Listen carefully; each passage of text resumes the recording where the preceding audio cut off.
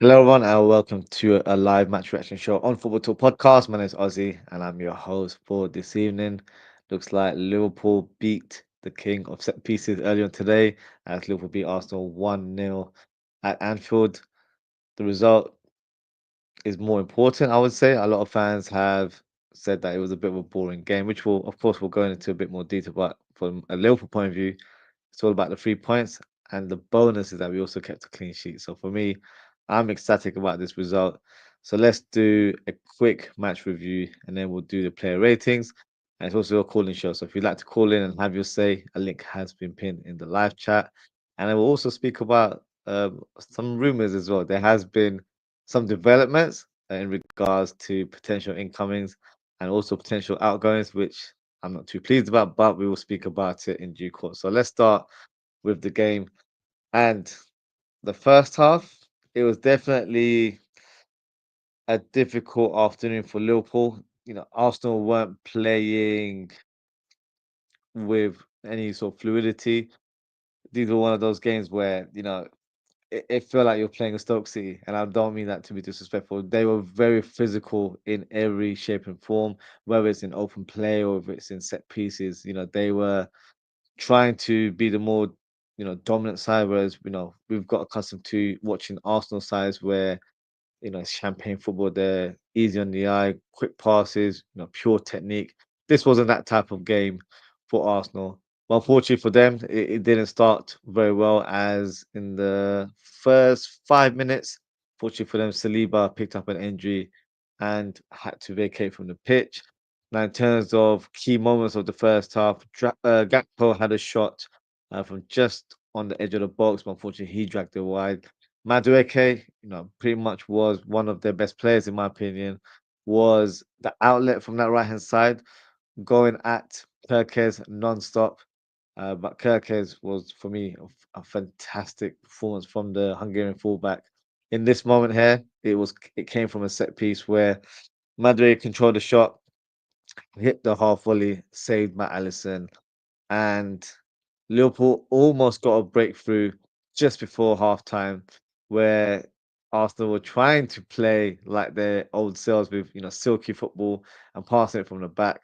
Unfortunately, caught up with them. The ball was gifted to Van Dijk.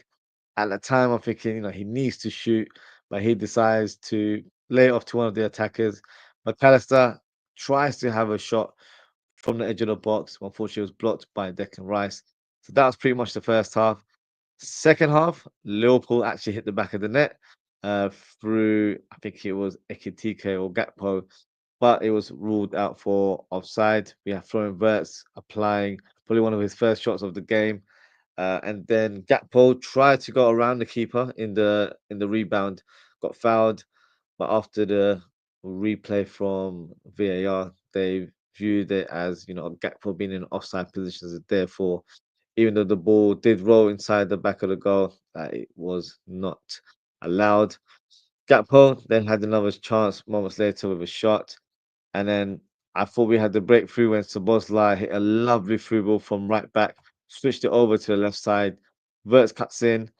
In that moment, I'm thinking Gakpo's in a great space, but he decides to pass it to Salah.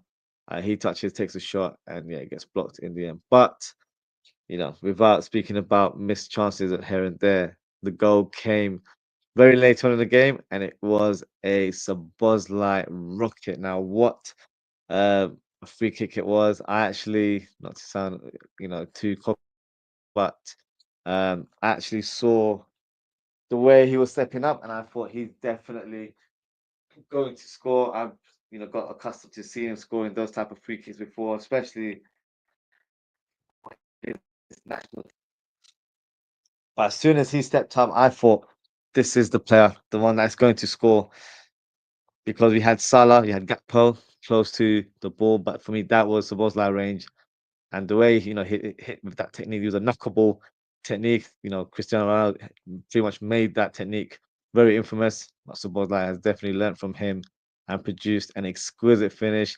What was funny about the goal, of course, not at the time, but afterwards, David Raya's excuse was that goalkeepers have to get used to the new ball. For me, that's just a pathetic excuse. He's definitely learning from his gaffer.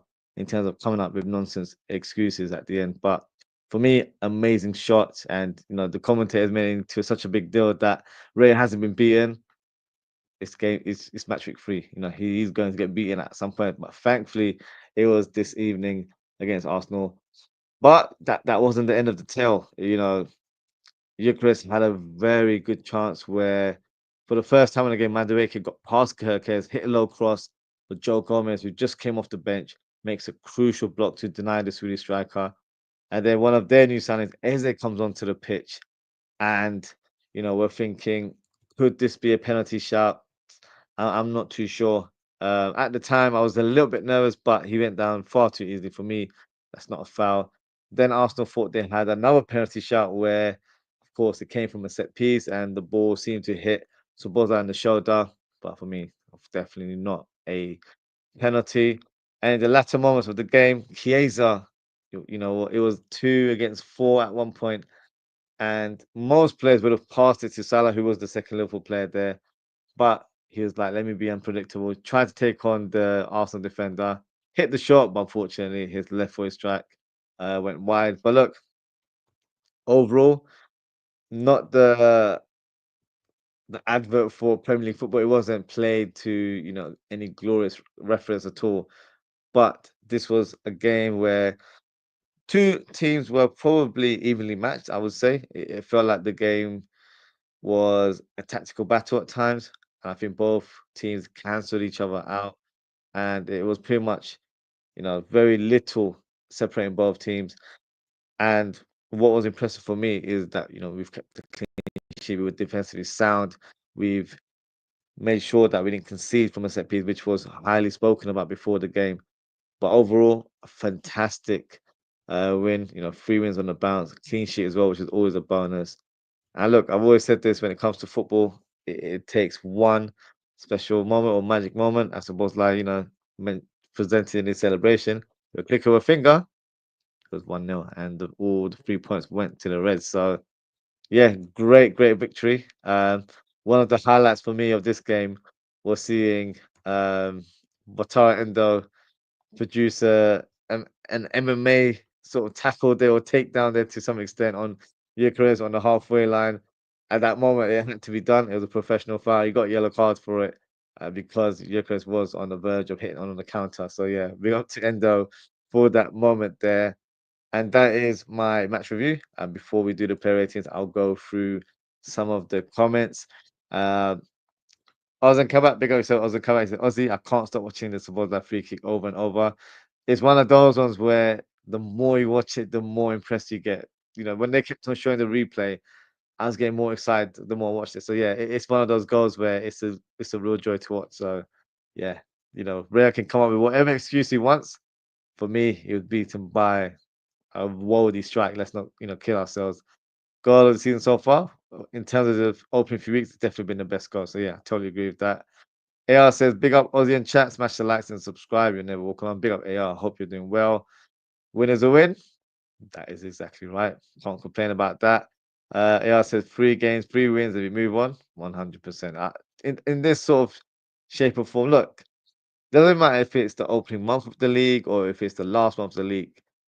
When you are a team that hasn't produced their best performance, which I don't think Liverpool have, but still managed to gain points against tricky opponents, for me that's a sign of a champion. And guess what? We are the current champions, so we're definitely showcasing our ability, and I feel like we're showing our credentials in terms of what we bring to the table and how we win games. We know how to do it. We don't need to play champagne football to get 3 points. So this is a trait that only certain teams are capable of having, and Liverpool are definitely one of them.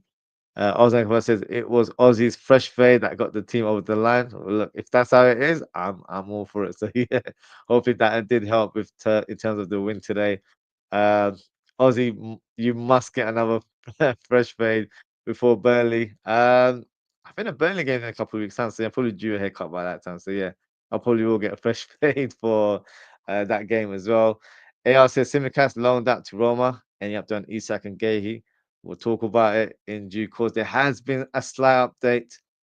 Nothing in terms of Liverpool presenting as official news, but there has been some reliable journalists that have suggested that it is on the right track. So we'll speak about it very very shortly. It says Arsenal set piece FC. Yeah, that is definitely a good way to describe them. Four centre backs and three centre mids. Yeah, they were very defensively sound. And looking back at the game, they didn't really trouble us. If you look at the chances that were created, I think Liverpool just we were more focused on defending because we wanted to keep a clean sheet, and we didn't produce a lot of chances either. But that's because I think our attackers were quite below par. I don't think they were playing to the highest of their ability. So, whatever chances we create, we did it based on playing on the counter, I would say. But they didn't seem like they were a dominant team. It doesn't look like they were going to score at any point. Gyökeres for me was quiet throughout the game. So it was one of those strange games where Arsenal fans would say, oh, they thought they were the better team, but they didn't really have anything to show for it. Whereas Liverpool, we know we defended, really well. It was a tough opponent, a very physical team, and that is the tactics that was deployed in front of us. But we had the defining moment. We scored from a set piece, which they do all the time, but when we do, it's a bit of a problem. So make of it what you will. But end of the day, Liverpool got the win, and that's all that counts. So whether you like it or not, that's just how it is. Daz, big up Daz. He said, "Big up Ozzie." Should the other goals, should the other goal standard? Um, he was offside. To be fair, so I do understand in terms of why he was chalked off. At the time, I was a bit annoyed, but looking back at it, it was offside, so I think it was the right call. Um, ME big up says it's funny how you call Arsenal set piece FC, yet you beat them with a set piece. Yeah, the irony, in terms of how we beat them, but yeah, we all know Arsenal play stock ball. That's the way they play nowadays. Milner became the second oldest scorer in the Prem today. Who is the oldest? Oh, good question. I have no idea. How old is Milner? Is Milner? I don't want to be rude and say is he 40, but it's close to he's 39, so I wasn't too far off. I have no idea. That's one for the chat. If anyone knows, feel free to drop a comment. I can't think of anyone that was Teddy Sheringham, maybe? 'Cause I know he was in his latter stages and scored plenty of goals. That would be my guess. But everyone, let me know in the chat who you think is the oldest goal scorer in the Premier League. Uh, me says, think you overpaid for Works for about 80 million. I disagree with that. You'll see what a player he is in the near future. Trust me. Uh, AR's giving his ratings there, so I'll read that after mine. Uh, AR says, I want to see more Mohamed Salah in this game against Arsenal today. Anthony should have been subbed off. Yeah, he was below par. To be fair, he wasn't on top of his game, I don't think. So yeah, he's still not found his rhythm yet. But as long as he's contributing to the team, for me, that's the most important thing. But once he does, I will be seeing a lot more, you know, better performances from Salah. It's very early on in the season, so yeah, I'm expecting to improve by a large amount very very soon. Me says you won't win this year though. The last time you won back to back leagues. What's to suggest that we won't win the league? Um, why not? I do think it's going to be a lot closer than it was last season. I think Arsenal would definitely be one of the stronger contenders. Man City as well, but I just feel like Arsenal have more strength in depth. They have more numbers to rotate and change their team around. I think the pressure is on Arsenal to win the league. For Liverpool, if they don't win, then it would be a disappointment. But I think there is more pressure on Arsenal to win, only because of the money that they spent. And Arteta's pretty much got every player that he wanted. He's got about two, three players per position. Liverpool don't have that luxury at the moment. Hopefully, we'll have some sort of a complete squad by the end of the window tomorrow. Um, but yeah, let's see. Let's see what happens. I still think we're favourites, just because I think we have the better squad in comparison to others. But of course, luck plays a part in terms of you maintaining, injuries and all that sort of stuff. So it's a long season ahead. But in my opinion, Liverpool are still favourites to win. And doesn't matter if it's been a long time since we've won back-to-back titles, records are there to be broken. So let's not forget that. AR says, I want to see more Verts. He's got to prove himself at Liverpool, right? He did well at Bayer Leverkusen, but this is football. This is Liverpool, sorry. This is the next level of football and Premier League. He's just walked through the door. So let's give him some time. There's so many players that have come through over the years and haven't, performed to their level straight away. It takes time to get used to the way that Premier League is played. Is played at a very intense speed. So for me, it's not just you adapt straight away. Some players do because it's probably it matches their skill set, and I feel like they probably play to a bit more of a quicker speed. But with Verts, he's more of a silky player. All about controlling the game and controlling the tempo from an advanced role. So he will take time. But I have every confidence that he will, and I think people will know why Liverpool spent so much money on Verts, and people will come to realize again why he's a world class talent. But we'll have to wait, in due course. I think he will show that as the season goes on, and I have every faith that he will. Emmy says yes, Teddy Sheringham. So I got that correct. We got yourself. AR says international football break. Any update on Verts and Kanate injury? I've not heard anything in regards to injury, so maybe we'll get some news tomorrow. Um, the Verts one, I don't think it's too serious. The Kanate one, I'm not sure. He looked like he was holding his knee, but I thought it might be an ankle injury. I was saying all game during the watch along that he was wearing boots that felt like he had no studs on because he kept on slipping around and didn't really have good balance whenever he was running for the ball or running after the ball. So for me, hopefully it's nothing too crazy, and hopefully it's a short term um, injury rather than anything longer than that. AR says, I want to see centre back, centre mid, number nine winger. We're not going to sign all of those players. It's going to be a centre back and a number nine. I think that will be it for the window. We've got literally 24 hours, maybe even less now, because it's past midnight. So yeah, less than 24 hours. I'm expecting two deals to go over the line. I don't think there'll be anything further than that. So that's the comments there. So let me go through the player ratings and feel free to get involved in the chat and let me know your scores as well. So let's bring up the rating. So we'll start with Allison. I think Allison had a solid game today. He you know, wasn't utilized as much. Like he didn't have to make too many saves. He made that save with Madueke's half volley in the first half. Pretty much solid throughout. There was that moment in the last sort of minutes of the game where he had to carry the ball away from goal. That felt a bit unorthodox because I was expecting him to get out of the area instead he went behind him, so that could have led to a goal. But generally speaking, I thought he had a solid game. So for Allison, I'm going to give him a 7.5 out of 10. Szoboszlai, another fantastic performance from the Hungarian. Now, some people are saying this should be his position now. He should be the right back of our team.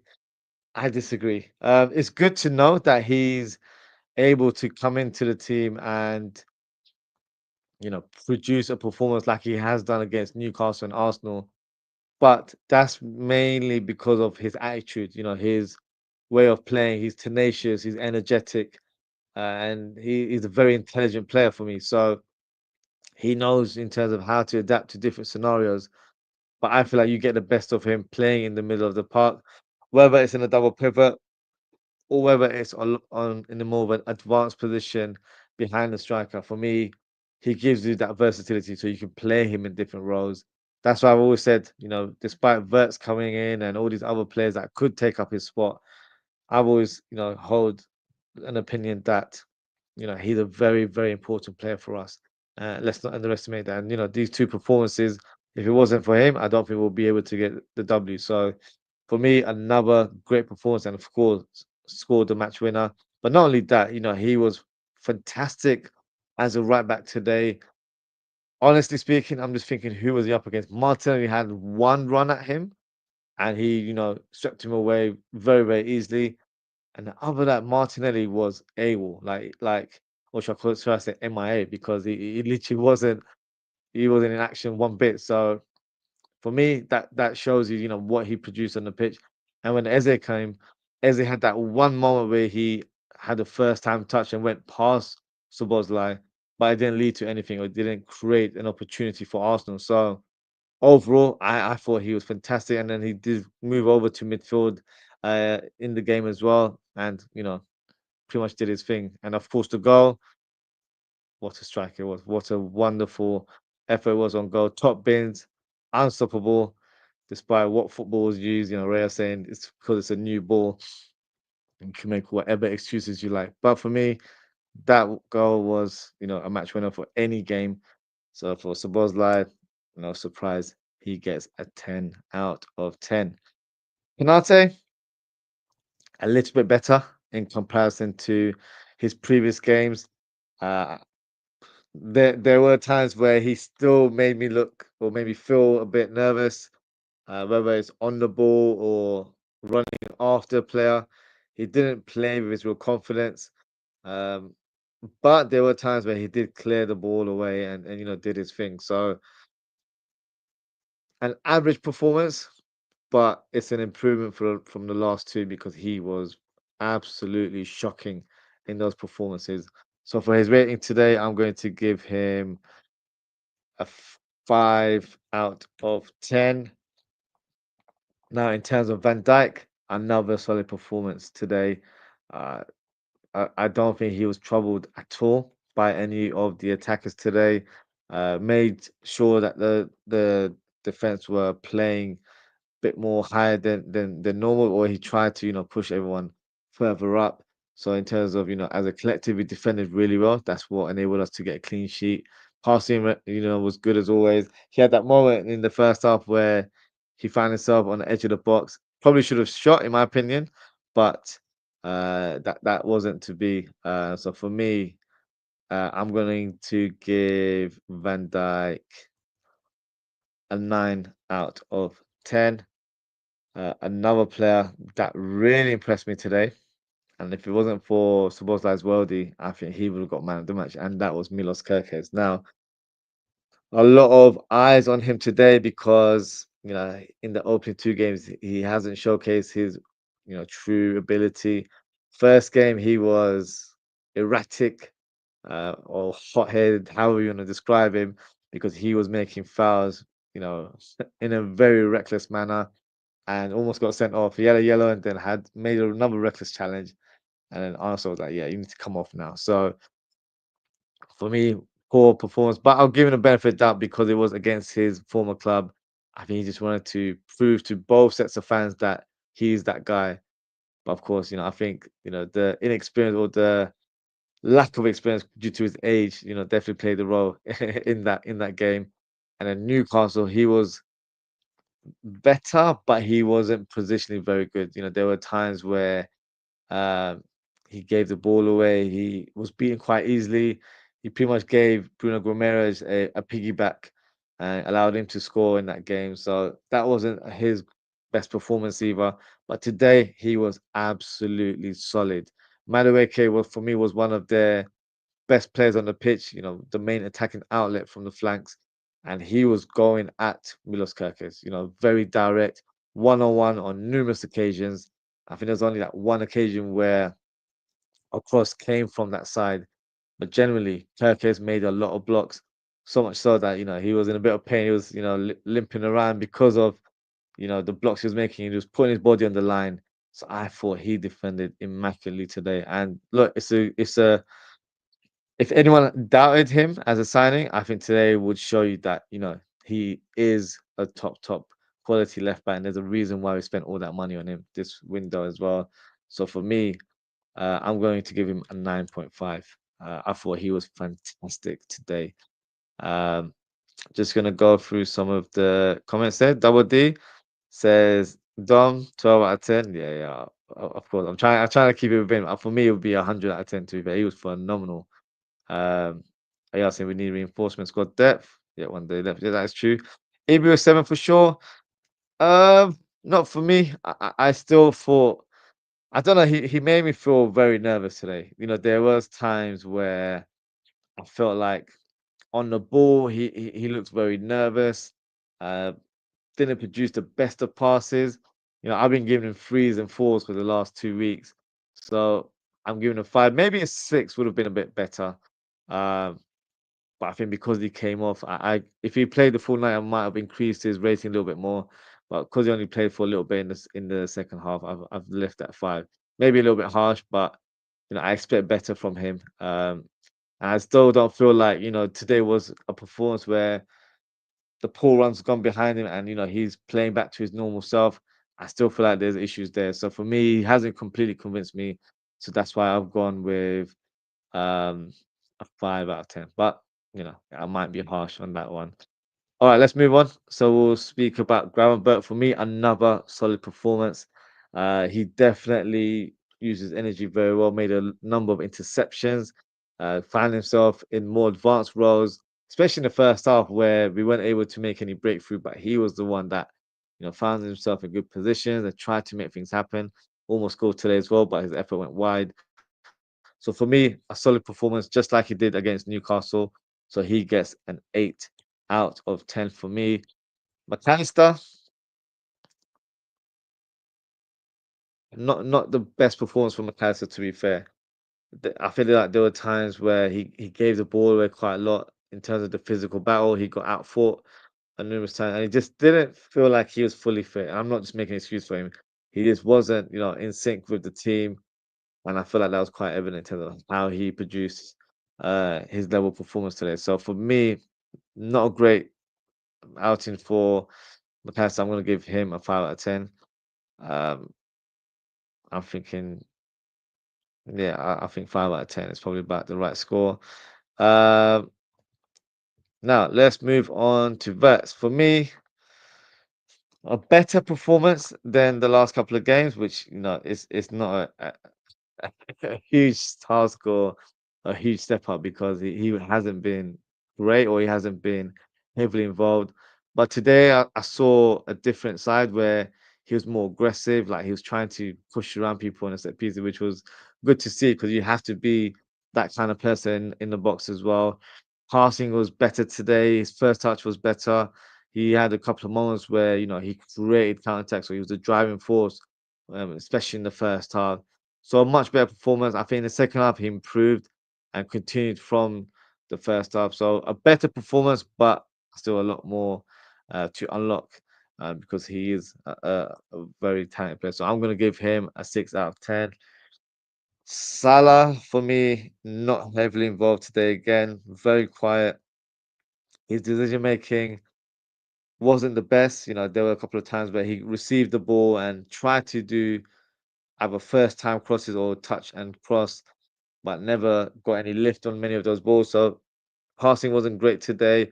His first touch was quite poor on numerous occasions, and it wasn't even one of those passes where it was fizzed to him too heavily. It was simple, pushing the ball and try and go for a quick shot.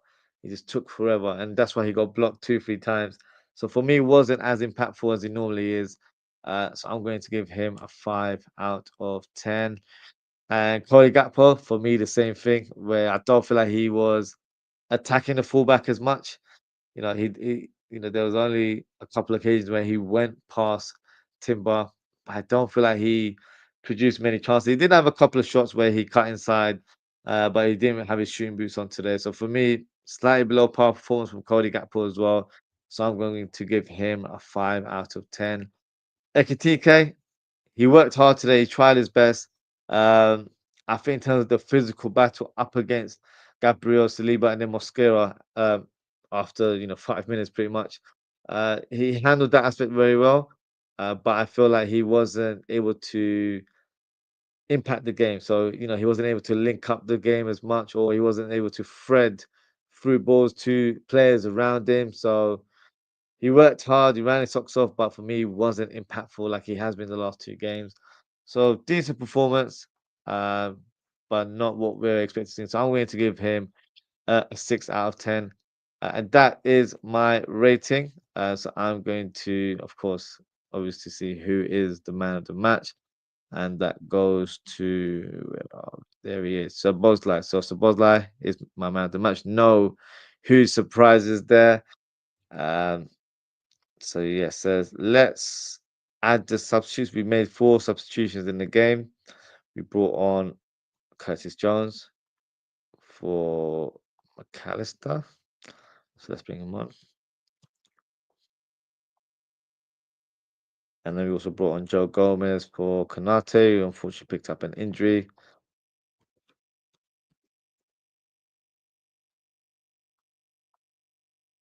And then we have Chiesa replacing Ekitike up top.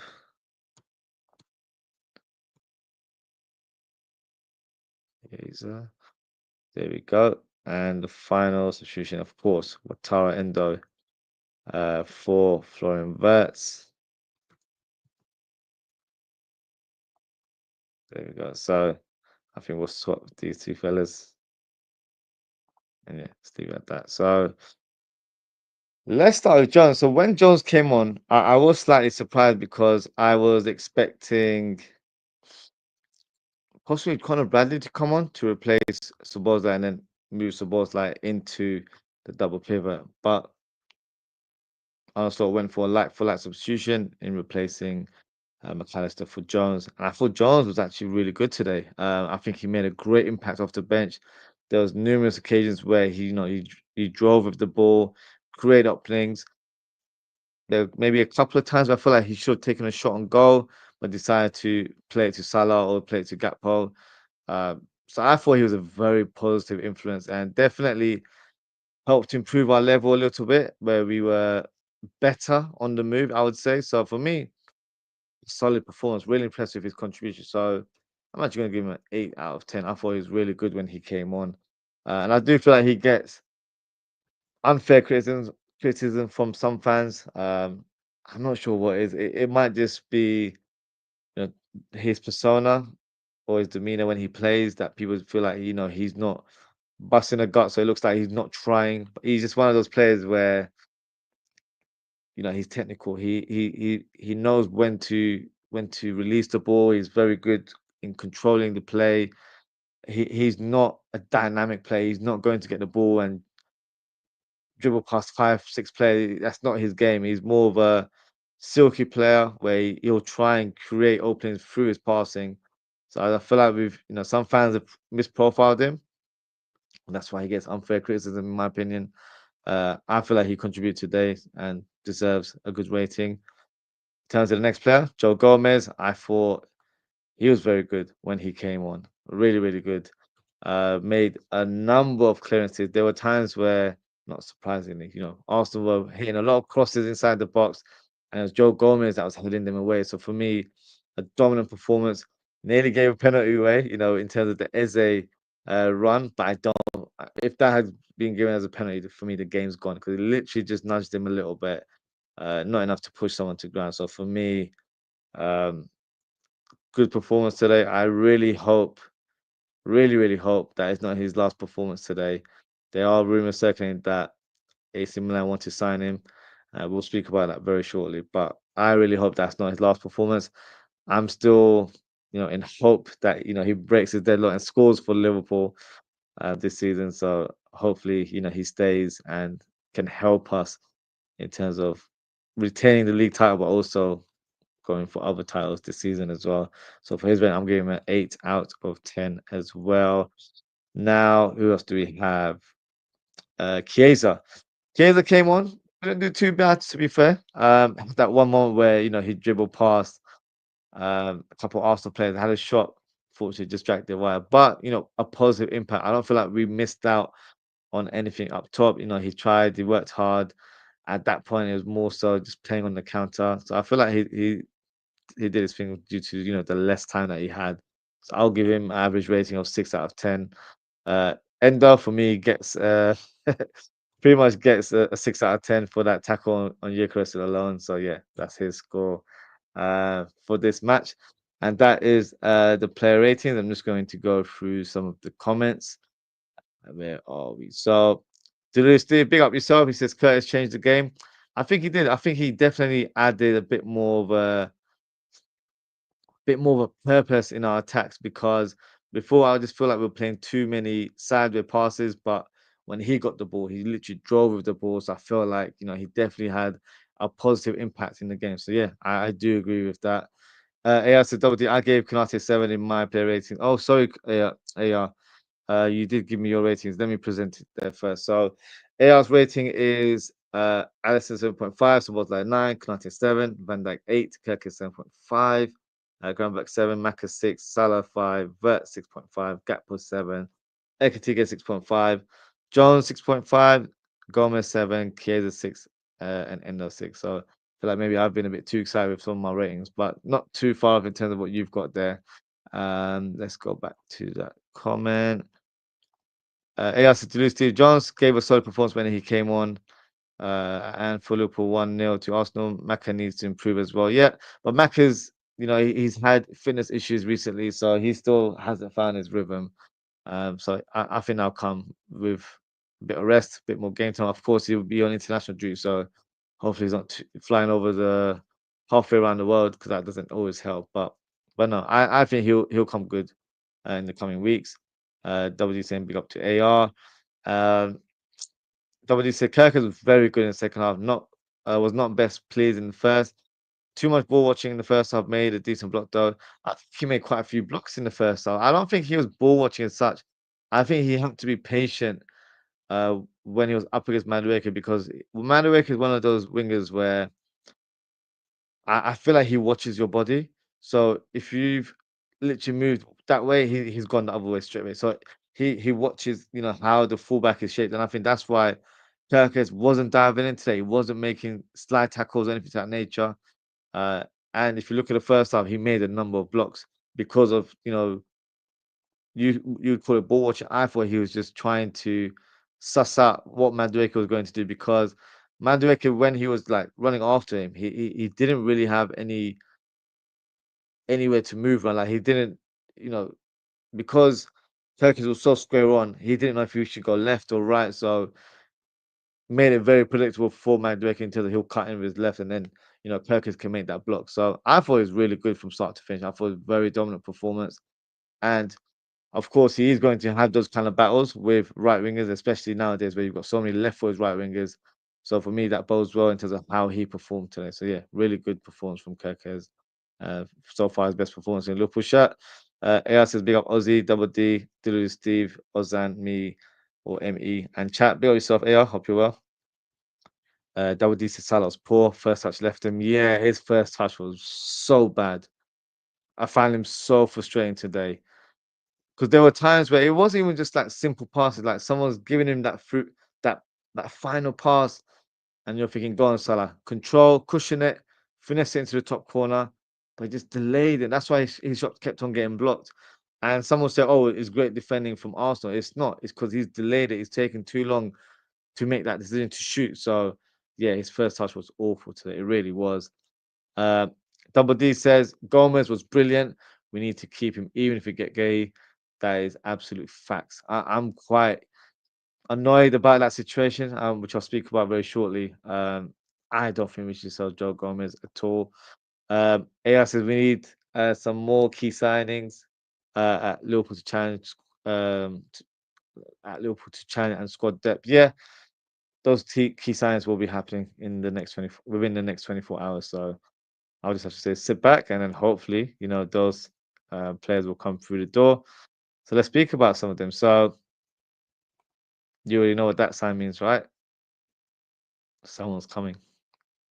There's an announcement coming. That's what I'm sensing right now. So let's go onto Twitter. I've saved a few tweets that will definitely have got people excited in the last hour or two. And we got a bomber from David Ornstein. So the bomber I'll read out loud is talks ramping up tonight over deal for Alexander Isak to join Liverpool from Newcastle United on deadline day. Liverpool saw a 110 million bid rejected earlier this summer, having previously indicated willingness to pay Newcastle 120 million, now at crunch point. So that doesn't mean a deal is going to be done, but it's heading towards the right direction that it could happen. And Craig Hope, one of Newcastle's very reliable journalists, has says that all info suggests agreement will be reached. So that's another positive there as well. And Fabrizio Romano said confidence at Liverpool is growing, confidence in Isak camp is growing to make this bomb transfer happen. big night ahead of contact. So for me, that bodes very, very well that we will be signing Alexander Isak. I've been saying it all summer, and I haven't changed my stance, and I won't because I believe he will be joining us tomorrow. I think he'll be officially unveiled as a Liverpool player.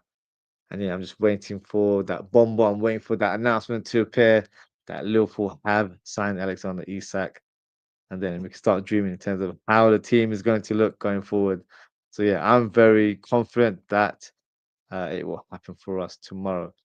Now, that's not the only transfer news or developments we got today. We also got some sort of update in regards to Mark Gahey. Now, he did play today for Crystal Palace. I thought maybe that closes the door because generally, when a player is on the verge of moving clubs, they don't normally play and they either put him on the bench or not have him in the squad altogether. But you know, after the game, there was some sort of rumblings to suggest that Liverpool might be making moves. And this is from Fabrizio Romano. It says internal talks underway now at Crystal Palace to decide on Mark Gay as Liverpool are pushing. Liverpool are ready to get the deal done for a fee over £35 million plus 10% sell-on clause as personal terms are agreed since the beginning of August. And there's a bit more further uh, news on that tweet. Um, Negotiations proceed, waiting for next step from Newcastle and Crystal Palace uh, on fees/replacements. Joe Gomez to AC Milan also likely exit if the defender approves the move. Now that's a concern for me because I don't think Mark Gahey is coming into the Liverpool squad to replace Joe Gomez. I actually think this is bad business if we decide to sell Joe Gomez to AC Milan because that's the current rumor right now that talks are currently ongoing. Mark Gay comes into our squad to replace Kwanzaa, who's of course at Bayer Leverkusen right now. He's not coming in to replace or to be replaced by Mark Gay. It's not a like for like substitution for me. So I'm not buying that. I'll be very disappointed if we sell him because I feel like we've just weakened our squad.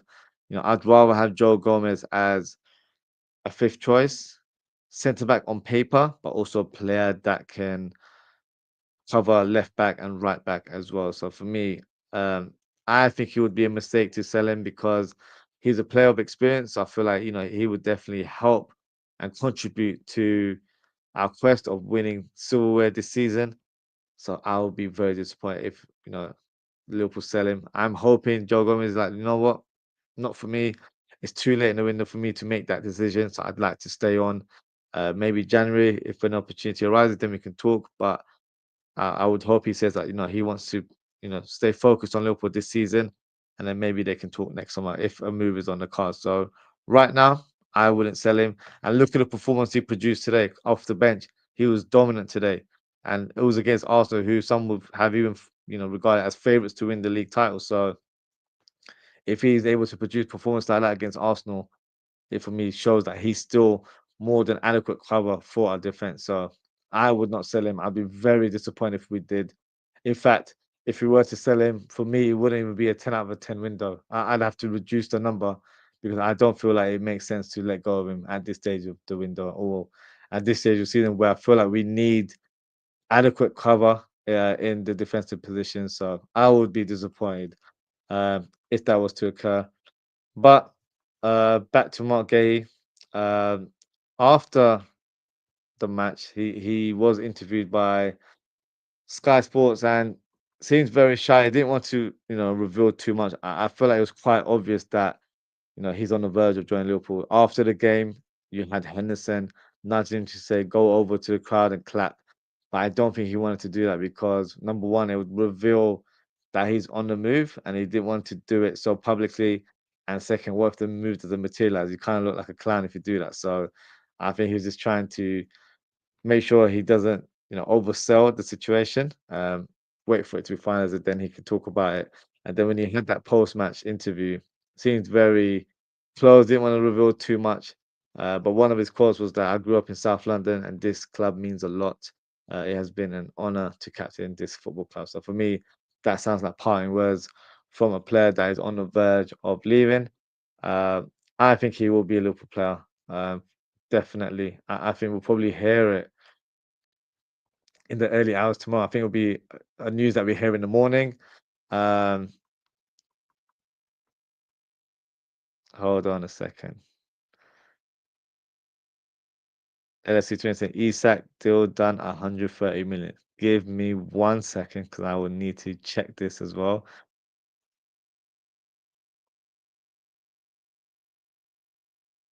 Okay. So there is a tweet from Ornstein. So let me put it up on the screen. So this is the tweet that got released about half an hour ago. Negotiations over deal for Alexander Isak to seal Liverpool move now center on Newcastle United expectation of fee around 130 million. Original Newcastle aim was 150, Liverpool 120, and first bid came at 110. Nearing compromise for 25-year-old to make the switch. So that is very positive news. So it looks like the fee will be 130 million, which, not to sound cocky or not, I've been saying it all summer. I always feel like it goes 120 plus add-ons in total 130. I don't think we were ever going to go surpass that figure. So yeah, it looks like we could be getting our man, and hopefully we'll get some sort of announcements tomorrow now. So yeah, it looks like we've got a bomber there, I guess. LFC train saying refresh, it's done. Everything's saying it. Oh, hold on a second, hold on. Now you're getting me too excited now. Hold on. He's not wrong, guys. Let me put it up on the screen. Okay. Newcastle reached total agreement with Liverpool to sell Alexander Isak deal for 25-year-old striker worth 130 million to Newcastle with solidarity. 125 million cost to Liverpool. Medical to be done on Monday before transfer deadline day switch for Sweden International. We've got our man. The bomber is right there. I have to say that I'm gonna have to retweet it later on as well. Oh, that is a relief. That is great news. Um, yeah, I wish he'd tweet this before the show, so then I could have done some sort of shameless behavior. But no, that is great news. Let me know how you're feeling in the chat. If you feel like this is, the news that you wanted, because it's definitely the news I've been banging on about for weeks and weeks. And it looks like we finally are getting our man for £130 million. Isak will be a Liverpool player. So yeah, it's all done. And it's only pending a medical, which should be finalized tomorrow. So it looks like Isak, the most difficult deal out of the two is almost done. And I think Mark Gay is probably on the same sort of spectrum. So yeah, looks like we're going to get Isak and Mark Gay. Um, yeah, this is great. This is a great end to the evening. Couldn't have ended the show any better. So thank you to LSC20 for your update there. And that is it for today, guys. Thank you so much for tuning in. If you haven't already, please don't forget to like, comment, share, and subscribe to the channel. Shout out to Oz and Kabak, shout out to AR, shout out to Daz, shout out to ME, shout out to Deluded Steve, shout out to Double D, and shout out to LFC20 as well. Look, as I cover that all my days, Ozzie, it's happening. It is happening. Um, I don't even know how to act. I just feel like I'm smiling, like from teeth to teeth, grin to grin, however you want to describe it. Uh, this is the news I've been waiting for. So yeah, I am over the moon that we are finally signing Alexander Isak. Yeah, what a day! What a you just read my mind there. What a day indeed. We've got 3 points against Arsenal. Maybe this was the plan. Get a good result against Arsenal, and then unveil it at the end of the day. Um, Yeah, it looks like it's happening now. And the Mark Gay one, I feel like it's just formalities now, and that should be wrapped up. So two players will be joining Liverpool tomorrow in Mark Gay and Alexander Isak. Um, Not to sound greedy, but I don't think there'll be anyone else. I think those two will be the final pieces of the puzzle. So yeah, I'm over the moon about this one. Um, yeah, what a great way to end the show. Um, and that is it for today, guys. Thank you so much for tuning in. In terms of upcoming shows, we'll have to do a show tomorrow on transfers. I was thinking of doing a Premier League breakdown, so that might still happen, but I might do it earlier than planned. And I'm thinking maybe we'll do a show just after the window closes to see if there's anything that's happened in regards to the league.